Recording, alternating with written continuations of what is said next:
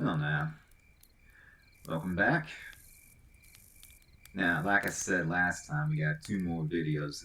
So, this video we're going to be talking about the action cards, the ones that have blue borders around them. So, my name's Jasper. Pleasure to make your acquaintance again. And let's get going. Now, the action cards are the most straightforward cards in the game. You can play them during your turn to do different things. Things like mix it all up, gather up all the keepers and the creepers, shuffle them all together, pass them all out, start with yourself. And anything like evil that needs to be attached to something, get attached to a new keeper when everything's passed out. You killed my father, prepare to die, classic line from The Princess Bride. Discard all keepers that have swords in the artwork, which include the Gallant Swordsman and the Beautiful Princess. If Magic Sword's discarded, that goes to the active turn player's hand instead. Trade hands. Let you trade hands with your opponent.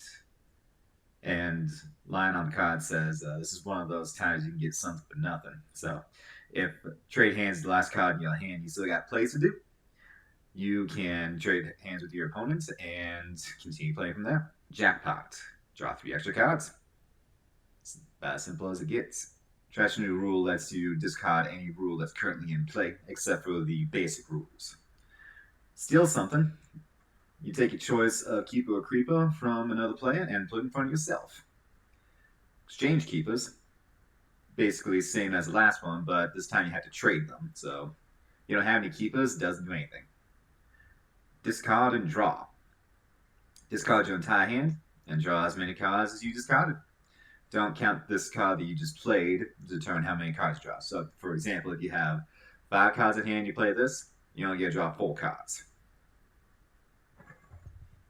Another handy thing to have is rules reset. Basically, get rid of everything except for the basic cards. Don't discard the current goal, however, so keep that in mind. Creeper Sweeper. Get rid of all the creepers. Great for if your opponent's about ready to win on their next turn or something. Let's simplify. Discard your choice up to half of the new rule cards in play. So if there's 5 of them, you gotta round it up. So keep that in mind when you're playing it. Draw 3, play 2 of them. Set your hand aside when you play this. You draw 3 cards, play 2 cards, discard the last one. About as simple as it gets, and sometimes you get some really good things out of all that. And all this counts as 1 action, so keep that in mind when you're playing as well. Draw 2 and use them, same as draw 3, play 2. Set aside your entire hand. Draw 2 cards, play them, and then keep going if you still got moves to play. And just like last time, this counts as 1 move, so keep that in mind when you're going about doing things. Trash something. Take your choice of any keeper or creeper in front of any other player and put it in the discard pile. If no one has any keepers or creepers in play, then this card does nothing. Rotate hands. All players must pass their hands to the player next to them. Turn player decides which direction to go in. So, again, another way to keep your hand fresh, especially if you have nothing in there. Now, these last spells are unique. These last actions are unique to this game because they are spell cards. And the one unifying thing about all of them is if you have a spellcaster in front of you, like the cranky magic teacher or the wise old wizard or somebody that has a magic wand, you get to put these right back into your hand. So, recycling at its finest. The healing spell, you get to take any keeper from the discard pile that represents a living creature and play it in front of you. And the invisibility spell, much like the invisibility ring, all your keepers are immune to being interacted with by other players. They can't be destroyed, can't be traded with, can't be discarded, can't do anything like that.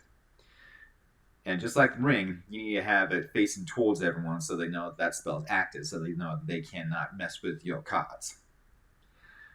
Fireball's a really fun spell. Discard all cards of any type in play from anywhere, except for the basic rules and any other meta rules. So basically, you can get rid of any of the goals, any of the keepers, any of the creepers, anything like that. Or you can choose to force any other player to discard the entire hand, which is, again, very devastating. And that's it for the new rules. I hope y'all been enjoying the series so far. Last video is going to be on the goals and any references they might have to any sort of fantasy works. Until next time, my name is Jasper Cobb, and I'll be seeing you later.